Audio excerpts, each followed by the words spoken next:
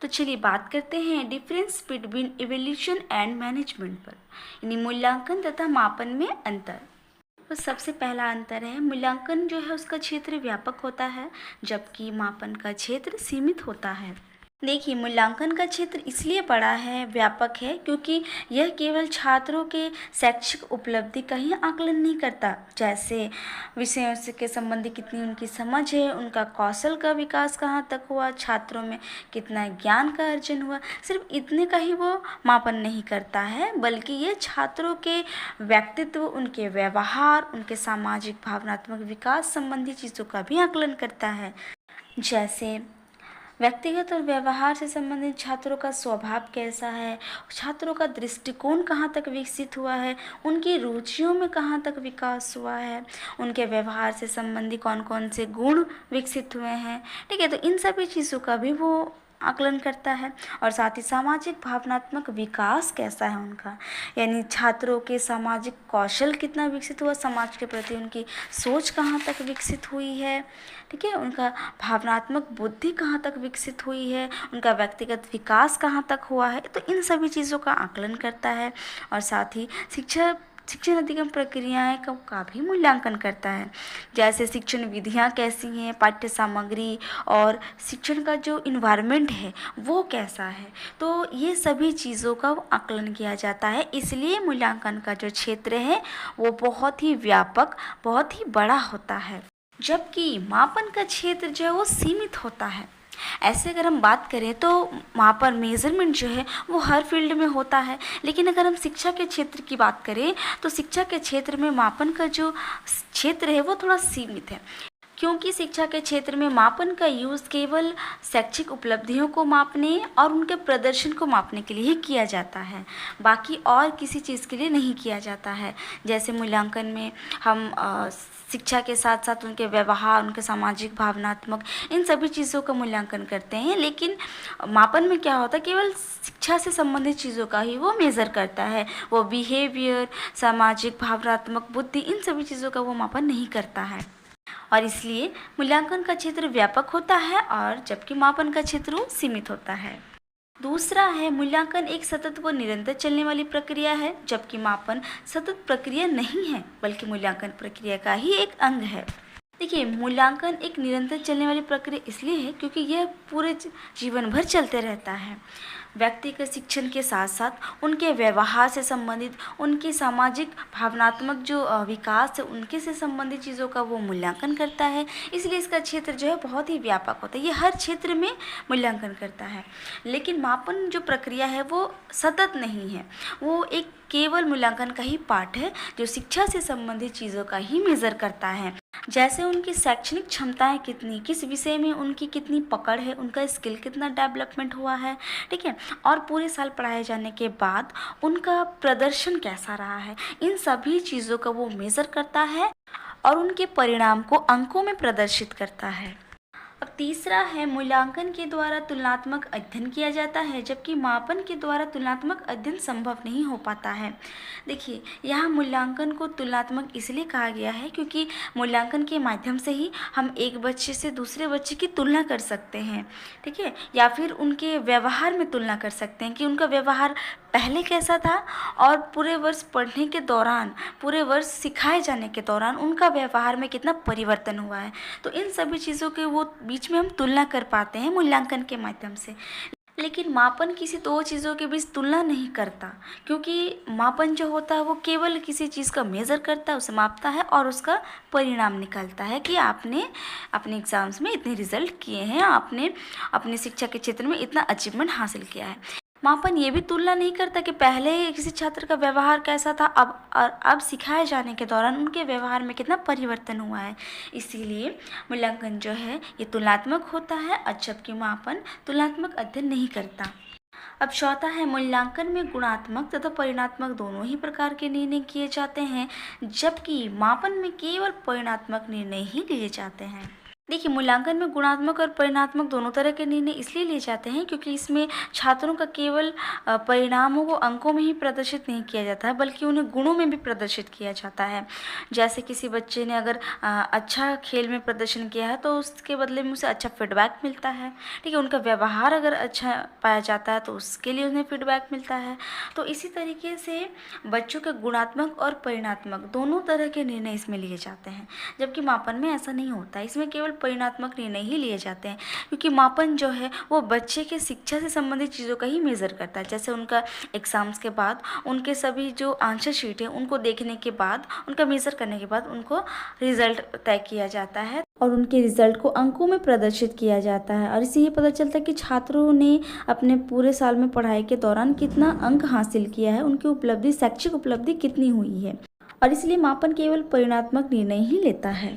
अब पांचवा है, मूल्यांकन संख्यात्मक व वर्णनात्मक दोनों ही प्रकार का होता है, जबकि मापन केवल संख्यात्मक होता है। देखिए, यहाँ पे वही चीज़ बताया गया है कि मूल्यांकन जो है तो वो संख्यात्मक और वर्णनात्मक दोनों होता है, क्योंकि मूल्यांकन में जब छात्रों का एग्ज़ाम लिया जाता है, फाइनल एग्ज़ाम, तो लास्ट में उनका जो रिज़ल्ट आता है उसे अंकों में प्रदर्शित किया जाता है। और उनके जो व्यवहार हैं, बच्चों के व्यवहार हैं, उसके लिए, उनके अच्छे व्यवहार के लिए उन्हें अच्छा फीडबैक दिया जाता है, जो वर्णनात्मक रूप में होता है। ठीक है, जो गुड, वेरी गुड, इस तरह से होता है। जबकि मापन जो है केवल उन एग्ज़ाम्स का रिज़ल्ट को ही मेज़र करता है और बच्चों ने कितना रिज़ल्ट में कितने अंक लाए हैं, कि उन्हीं चीज़ों का वो मेज़र करता है, जो केवल संख्या में होता है। इसलिए कहा गया कि मूल्यांकन संख्यात्मक व वर्णनात्मक दोनों होता है, जबकि मापन केवल संख्यात्मक होता है। अब छठा है, मूल्यांकन अपने आप में एक साध्य है, जबकि मापन अपने आप में साध्य नहीं है। देखिए, यह साध्य का मतलब होता है लक्ष्य, उद्देश्य। ठीक है, तो मूल्यांकन का अपना लक्ष्य और उद्देश्य होता है, लेकिन मापन का नहीं होता है, क्योंकि मूल्यांकन जो है एक उद्देश्य की पूर्ति के लिए की जाती है। क्योंकि मूल्यांकन का उद्देश्य और लक्ष्य ही होता है कि वह छात्रों को पूरे वर्ष पढ़ाए जाने के दौरान छात्रों की शैक्षिक उपलब्धि का पता लगाना। लेकिन मापन क्या करता है, वो केवल मूल्यांकन का ही एक भाग है। मूल्यांकन के द्वारा बच्चों ने कितने अंक प्राप्त किए हैं, ठीक है, कितने उपलब्धि हासिल की, इस चीज़ का सिर्फ वो मेज़र करता है। उसका अपना कोई लक्ष्य उद्देश्य नहीं होता है, बल्कि मूल्यांकन का अपना लक्ष्य और उद्देश्य होता है यह पता लगाना कि छात्रों ने शिक्षा के क्षेत्र में कितनी उपलब्धियां हासिल की है। और इसलिए मूल्यांकन का अपना एक साध्य, अपना उद्देश्य, लक्ष्य होता है, जबकि मापन का अपना कोई साध्य नहीं होता, यानी कोई उद्देश्य, लक्ष्य उसका नहीं होता है। चलिए सातवां अंतर देखते हैं। मूल्यांकन में अधिक श्रम, समय, धन व साधन की आवश्यकता होती है, जबकि मापन में कम श्रम, धन, समय व साधन की आवश्यकता होती है। देखिए, किसी बच्चे का मूल्यांकन करने में अधिक समय, धन, श्रम और साधन की ज़रूरत इसलिए पड़ती है क्योंकि छात्रों का मूल्यांकन हम उनके एग्ज़ाम्स के द्वारा करते हैं, मंथली, ईयरली, ठीक है, हाफ ईयरली। तो ऐसे में क्या होता है कि समय अधिक लगता है और इसमें खर्च भी अधिक लगता है, उसमें मेहनत भी बहुत ज़्यादा होती है, क्योंकि टाइम टाइम पर बच्चों का क्वेश्चन सेट करना, उनका एग्ज़ाम्स लेना, इसमें ज़्यादा खर्च भी आता है। अलग अलग जगहों को हायर करना पड़ता है, टीचर्स अलग अलग हायर करने पड़ते हैं, यानी कि उनके साधन ज़्यादा आवश्यकता पड़ती है। तो इसीलिए मूल्यांकन में अधिक श्रम, धन और साधन का ज़रूरत पड़ता है। लेकिन मापन में कम श्रम, धन, समय व साधन की आवश्यकता होती है, क्योंकि ये मापन जो है वो मूल्यांकन के बाद ही किया जाता है। बच्चों की जब परीक्षाएं हो जाती हैं, उसे होने के बाद उनका रिजल्ट निकालने के लिए टीचर्स हायर किए जाते हैं, जो एग्जामिनर होते हैं, क्वेश्चन पेपर चेक करते हैं, उनकी ज़रूरत होती है। तो वो कम लोगों में भी हो जाती है, क्योंकि एक टीचर बहुत सारी कॉपियाँ चेक करती हैं। तो क्या होता है कि उन्हें कम पैसे में भी पार हो जाता है, श्रम कम लगता है, ठीक है, कम समय में भी हो जाता है और टीचर्स भी कम में पार हो जाते हैं, तो धन की खर्चा भी कम होती है। इसीलिए मापन में कम श्रम, धन व समय की ही आवश्यकता पड़ती है, जबकि मूल्यांकन में अधिक लगता है।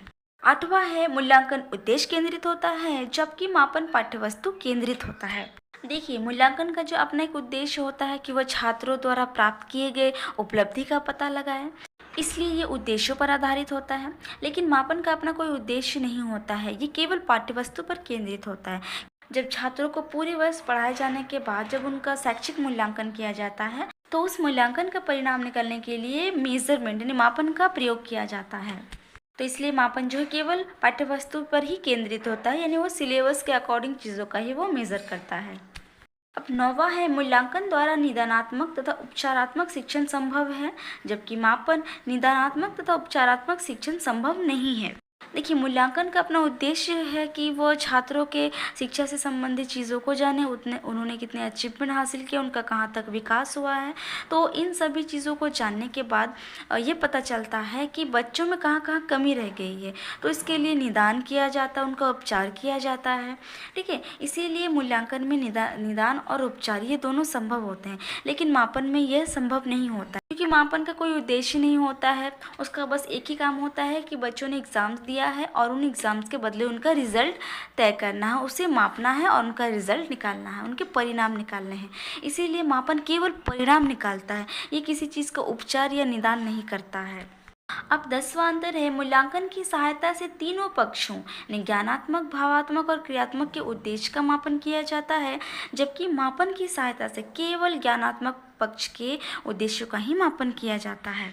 देखिए, हमने पहले भी देखा कि मूल्यांकन जो है उसका वो अपना उद्देश्य होता है कि वो शिक्षा के साथ साथ छात्रों के ज्ञानात्मक, भावात्मक, ठीक है, क्रियात्मक इन सभी क्षेत्रों का वो मापन करता है, इन सभी क्षेत्रों से संबंधित चीज़ों का पता लगाता है। लेकिन मापन क्या करता है, ये केवल ज्ञान से संबंधित चीज़ों का ही मेज़र करता है कि बच्चों ने पूरे वर्ष पढ़ाए जाने के दौरान कितना सीखा, कितना जाना, पूरे वर्ष सिलेबस पढ़ाए जाने के दौरान उनके ज्ञान में कहाँ तक विकास हुआ, उनका अपना शैक्षिक प्रदर्शन कैसा रहा। तो मापन का उद्देश्य केवल ज्ञान पक्ष को ही मापना है, वो भावात्मक और क्रियात्मक पक्ष को नहीं मापता है, वो केवल ज्ञान से संबंधित चीज़ों का ही मेजर करता है। अब 11वां है, मूल्यांकन का कार्य साक्ष्यों के विश्लेषण से निष्कर्ष निकालना है, जबकि मापन का कार्य साक्ष्यों का एकीकरण करना होता है। देखिए, यह मैंने पहले भी कहा था कि मूल्यांकन का अपना एक साक्ष्य यानी उद्देश्य होता है। इन सभी उद्देश्यों का वो पूरे विश्लेषण तौर पर निष्कर्ष निकालता है, यानी पूरे साल भर मंथली, हाफ ईयरली, ईयरली तरीके से बच्चों का मूल्यांकन करते हुए उनका विश्लेषण करने के बाद उनका एक फाइनल रिजल्ट, एक निष्कर्ष निकालता है कि बच्चों ने पूरे वर्ष भर में क्या क्या सीखा, उनका व्यवहार में कितने परिवर्तन हुए हैं, ठीक है, समाज के प्रति उनकी क्या भावक विकसित हुई है, इन सभी चीज़ों का वो मेज़र करता है। जबकि मापन जो है वो केवल मूल्यांकन का जो उद्देश्य है उस उद्देश्य का ही वो एकीकरण करता है, उनके साक्ष्यों का एकीकरण करने के बाद बच्चों का परिणाम निकलता है। अब 12वां है, मूल्यांकन शिक्षा का एक संपूर्ण अंग होता है, जबकि मापन शिक्षा का एक आवश्यक अंग नहीं हो सकता है, क्योंकि मापन का शिक्षा से कोई संबंध नहीं होता, वह केवल मूल्यांकन से जुड़ा हुआ होता है, क्योंकि मूल्यांकन के पश्चात बच्चों का परिणाम निकालने होते हैं जिसके लिए उनका मापन किया जाता है। इसीलिए यह शिक्षा का कोई एक अंग नहीं है, ये मूल्यांकन का एक अंग है। जबकि मूल्यांकन जो है शिक्षा का संपूर्ण अंग है, क्योंकि मूल्यांकन की सहायता से ही हम बच्चों के पूरे शैक्षिक अचीवमेंट का पता लगा सकते हैं, और इस अचीवमेंट का पता लगाने के लिए मापन केवल मूल्यांकन की सहायता करता है। इसलिए मापन शिक्षा का अंग नहीं बल्कि मूल्यांकन का ही एक अंग है।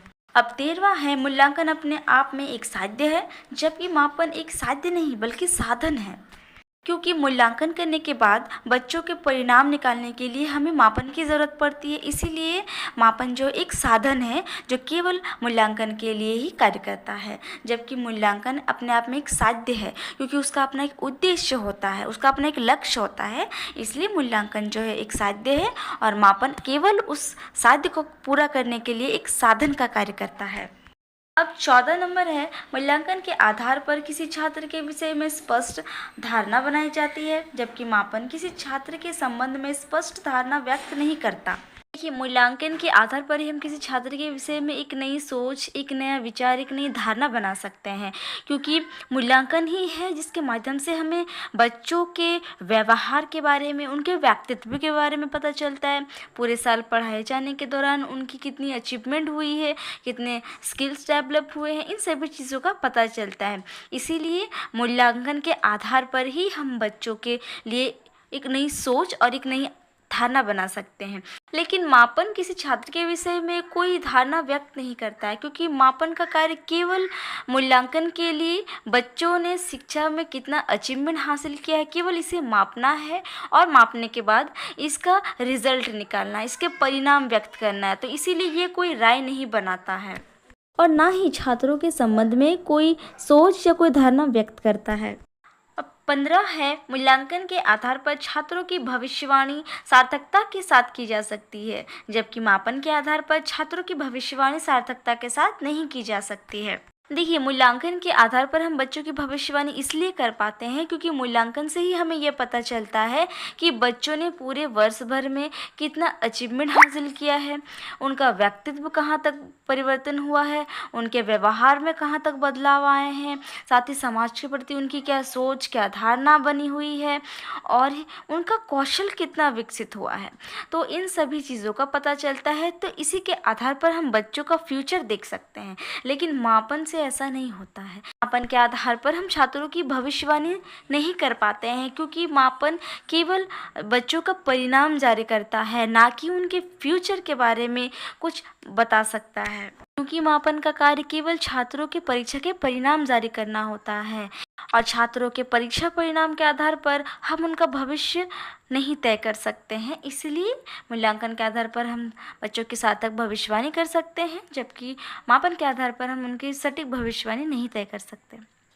अब 16वां है, मूल्यांकन एक नवीन धारणा है जबकि मापन एक प्राचीन धारणा है। ठीक है, मूल्यांकन जो है आज के समय की एक नई सोच, एक नई धारणा है। ठीक है, और जबकि मापन जो है वो प्राचीन समय से चली आ रही है, इसीलिए इसे एक प्राचीन धारणा कहा गया है। क्योंकि शिक्षा के क्षेत्र में प्राचीन समय से ही बच्चों को शिक्षा दी जाने के बाद उनका परीक्षा लिया जाता है और उनके परिणाम निकाले जाते हैं। लेकिन मूल्यांकन आज के समय की एक नवीन सोच, एक नवीन धारणा है। इसके ज़रिए हम छात्रों के सभी पक्षों के बारे में जान पाते हैं। ठीक है, लेकिन मापन से ऐसा नहीं होता। मापन केवल ज्ञान के पक्ष को ही मापता है कि बच्चों ने कितना ज्ञान अर्जन किया है। इसलिए मापन को एक प्राचीन धारणा माना गया है।